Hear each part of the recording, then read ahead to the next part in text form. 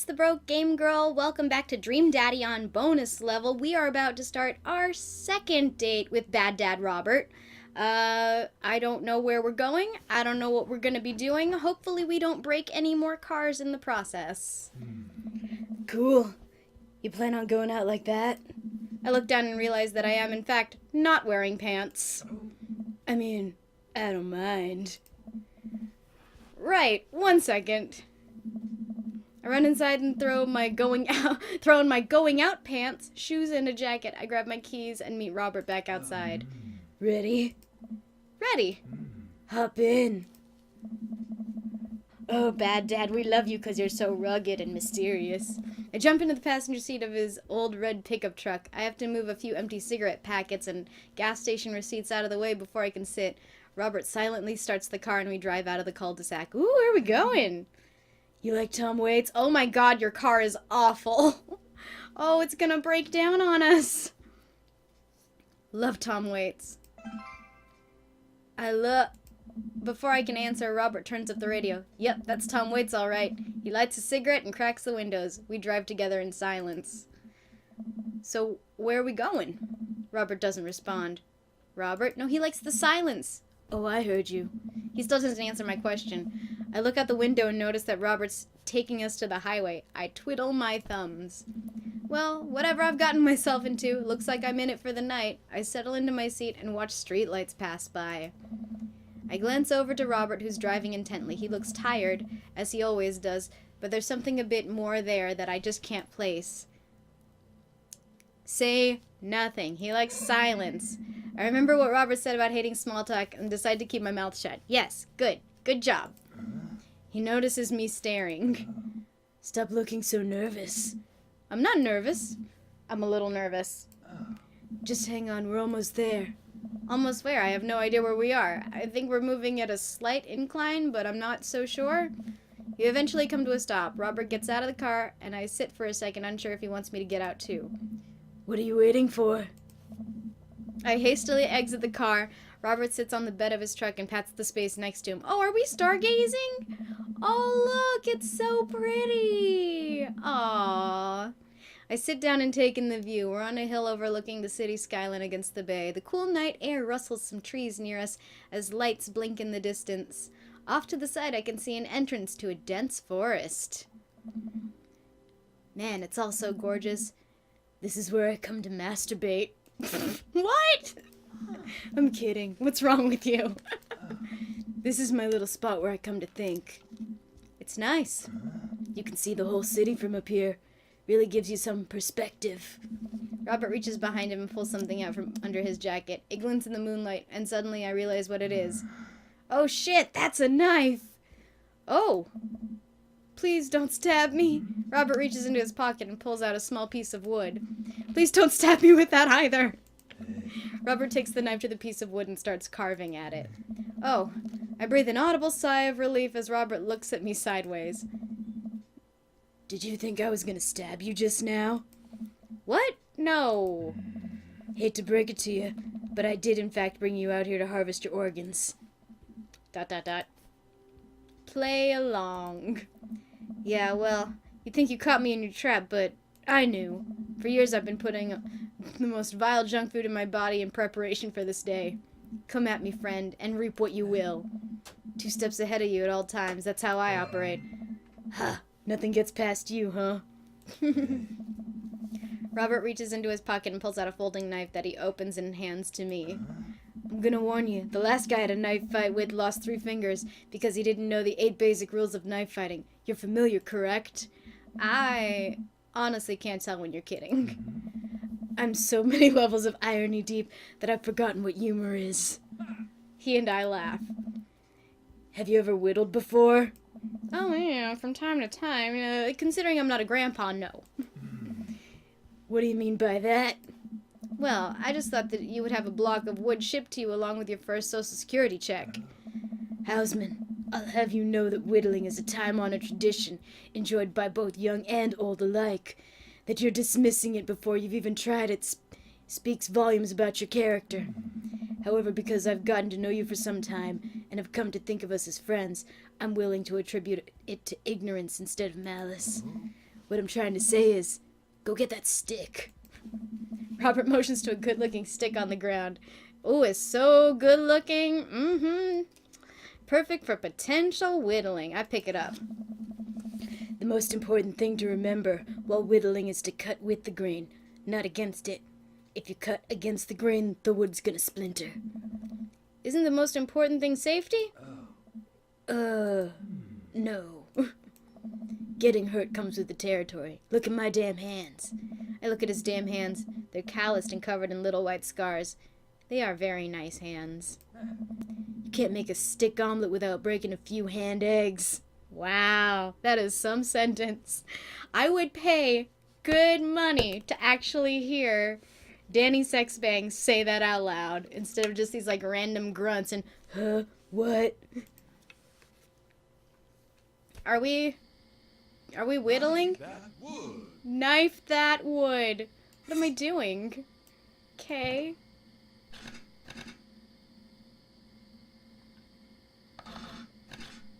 I'm making a toothpick. There, I whittled. It's a sharp stick. Careful. Don't poke yourself with that. Yeah, I made a sharp stick. Oh, are we at the crafting section of this game? Yes! Make something else. It's a popsicle. It's a popsicle stick. Tell me about this one. It's a flatworm. Gross. I love our options. Oh, let's make one more. Oh, what are we gonna make this time?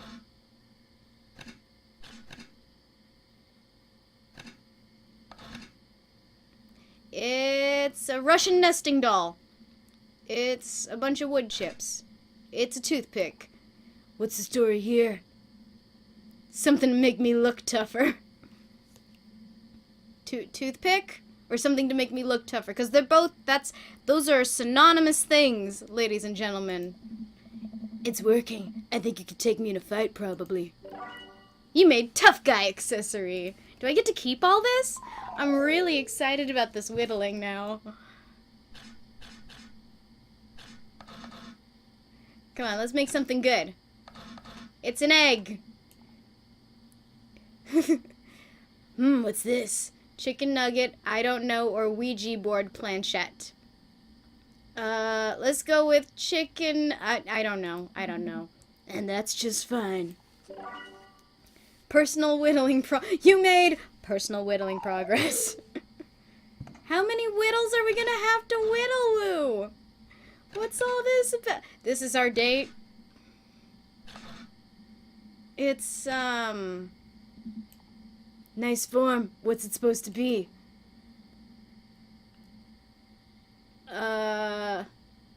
Self-portrait. Splitting image of you. You made a masterpiece. How many? Oh my goodness. I feel like I'm taking some kind of weird Rorschach test. Interesting. What do we have here? Lefty chopstick. It's a stick. Yeah! We should make the right side, too. Oh, this is a big piece of wood. What are we gonna make this into? This has a lot of potential. We're getting real good at this. Let's whittle like crazy. It's a swan? If you turn it sideways, it does kind of look like a swan. Nice work. You made the meanest bird. Oh, yeah, swans are so mean. Like, swans and geese are some of the meanest birds. They will literally chase you for almost no reason. Like, I just steer clear of the larger waterfowl for that reason. Ducks I can handle. Anything bigger than that, hell no. Will you just whittle something? Oh, it's a pony. Beautiful handiwork. What do you call it? Sir Horsington the Brave. Oh, that was Amanda's name for her horse, remember? Remember? A brave and noble name for a brave and noble creature. I made a beautiful gift for Amanda. Yay. Oh, she's gonna love that. She's gonna ask where it came from, though. Robert and I sit in silence for a while, carving our pieces of wood. I think I'm getting the hang of this.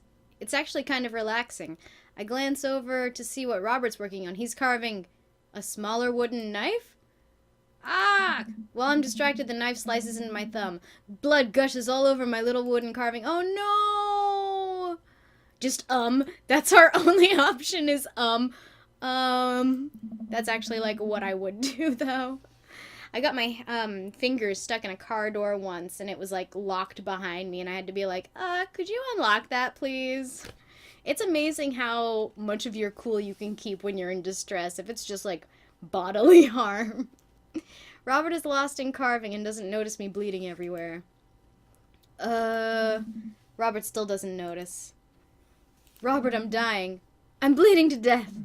Robert finally looks over. He reaches into his jacket again. Jesus, how much stuff did this guy keep in there? And pulls out a red bandana. He wraps it around my thumb.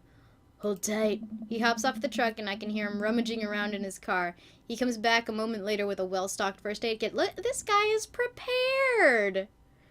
Dang. Robert carefully wipes all the blood off of my hand and swipes a bit of antiseptic onto the cut. With surprising gentleness, he places a bit of gauze on the wound and wraps it all up. Aw, and he's good at first aid. You okay? Yeah, I'm good. He hands me what's left of the tube of antiseptic. Make sure to keep that cut clean. It's oddly touching and a little sexy. That's a lot sexy. I guess I'm a real whittler now. That you are. Be careful, though. They're attracted to the smell of blood. Wait, what? What's attracted to the smell of blood? Cryptids. Tons of them about here, you know. Cryptids? Like Mothman and stuff? Mothman is bullshit, but yeah. This town's a hotbed for cryptozoological occurrences. You're joking. Oh, how I wish I were. I'm a skeptic myself. At least I thought I was. There are things in these woods that we can't possibly comprehend. I think about my entire time in this city. Aside from the occasional stray coyote, I don't think it's too bad. You ever hear of the Dover ghost? I don't think so. Wait, Dover? Like in Delaware? Is that where they are? Are they in Delaware? Are there bays in Delaware? I am bad at geography. Well, let me tell you a story. I was out in the woods here on a weekend camping trip with Betsy. You don't know Betsy. She's a real big pup. Pitbull. Real intimidating. I feel safe around her. First night goes without incident. I get some solitude. Betsy gets to pee wherever she wants. All good stuff. Second day, I get into the idea into my head that I can hike deeper into the woods. Probably against my better judgment, but hey, we're just having a fun camping trip, right? So me and Betsy start marching in the morning. It gets a little late, and we set up camp. But it's different this night. Real quiet. I can't hear the birds, the crickets, squirrels, nothing. Dead silent. Then it happens. I hear the most unholy growl I've ever heard in my life, right outside my tent. Me and Betsy, we go to investigate. We look around the clearing. Nobody's there. But there's this feeling. Not sure if I can quite describe it. I know something is watching us. Betsy, though, she's scared. Never seen her like that. And when she's scared, I know that I should be too. And then I see it in the distance. A man, but if something didn't know what a man was supposed to look like, made it. It just looked wrong. Big, arms too long for its body, black eyes. It just stood there and stared at me. Then it disappears. I hear one yelp from Betsy, and I turn around to check in on her, but she's gone into thin air. I didn't sleep at all in my tent that night, and I don't think I've slept right since. That's terrible. Wow. Robert. I'm so sorry. They say if you listen closely on quiet nights just like tonight, you can hear the howl of the Dover ghost. A howl resonates through the woods. It doesn't sound like a regular howl. It's so guttural. Even from far away, something about it makes my skin crawl. Okay, Robert, real funny. I turn to look at Robert. He's white as a sheet. You're messing with me, right? I was messing with you until literally just now. I totally made that camping story up. I strain my eyes to scan the forest line, trying to see where the howl originated from. Off in the distance, I see something. It's so far away I can barely make out a shape. It looks human, but it's dragging something. Do you see that? We should go. Yeah! Robert and I slowly back away and get into the truck. He turns off his headlights and we make a slow crawl away back onto the road. I'm too scared to look back. What was that? The Dover ghost, I guess. I chuckle nervously. This time he doesn't seem like he's messing with me. Or maybe someone illegally dumping garbage down a wildlife preserve? Yeah, that's the story we'll tell ourselves. We sit in silence for a little while longer, the fear of whatever that was slowly subsiding as we get closer to the city. Thanks for coming out. This was fun. I'm sorry I haven't been in touch. I've just been in a way lately. I had to get out of the house. Had to be around somebody. You doing okay, man? Robert thinks for a second and lights another cigarette. Huh. Been doing a lot of thinking. He takes a long drag. As I get older, I feel more and more that I'm just drowning in this sea of regret. I was so busy chasing after these things that I thought would make me happy that I didn't think about anyone else. All I cared about was myself. I didn't even think. Robert stops. I wait for him to finish his thought, but he just stares at the road. Maybe I'm just built like this. Maybe I do it to myself. Maybe it's my own choice that I'm as unhappy as I am. I try to think of something to say. I remember all the times in my life when I've been sad, and there are a great many of them. But there was always a light at the end of the tunnel, something I held on to that kept me going. But there's something so resigned about the way Robert's talking. That sucks. I'm glad you told me. Maybe we deserve to be eaten by the Dover ghost. Let's just go with that sucks. That's a good... It's a good answer. It doesn't hurt anybody's feelings or make you seem too needy. That really sucks. Hang in there, buddy. Yeah, it sucks all right. Oh, he didn't like that. We drive the rest of the way in silence, listening to the radio and watching the bright lights of the city grow bigger. Robert drops me off in my place. As I'm about to close the passenger door, I realize that I still have Robert's pocket knife in my jacket. I pull it out and offer it back to him. You hold on to that. Never know when you might need it. Night, Robert. Have a safe drive home. Robert smirks, then pulls away. And then he immediately pulls into his driveway, which is one over from mine. He gets out and waves. I tiptoe into the house, careful not to wake Amanda up. Whoa, where'd you come from? I look around and spot Amanda coming out of the kitchen with a glass of water. I thought you were sleeping. Oh, Robert woke me up to go do cryptid hunting. You know the Mothman is bullshit, right? Oh, well that went well. All right, Amanda Lang. You know what? It's fine. I finally decide to go to bed. Oh, can we get our date score, please? Yay! How'd we do? We kind of, it was not good at the end there. Not our best date. Oh, a B. Oh, ouch! That hurts my Asian soul. Ooh. All right. Well, maybe things will go better next time on Bonus Level. I'm gonna let you get going for the day. Have a beautiful rest of your day, and be sure to come back for another episode of Dream Daddy tomorrow. All right. I'll see you then. Bye. Thanks for joining me for this episode of Bonus Level. Hope you enjoyed it. If you did, do me a favor and hit that like button. Or better yet, subscribe to the channel and I'll keep the videos coming. Have a lovely day, and I'll see you on the next Bonus Level. Bye!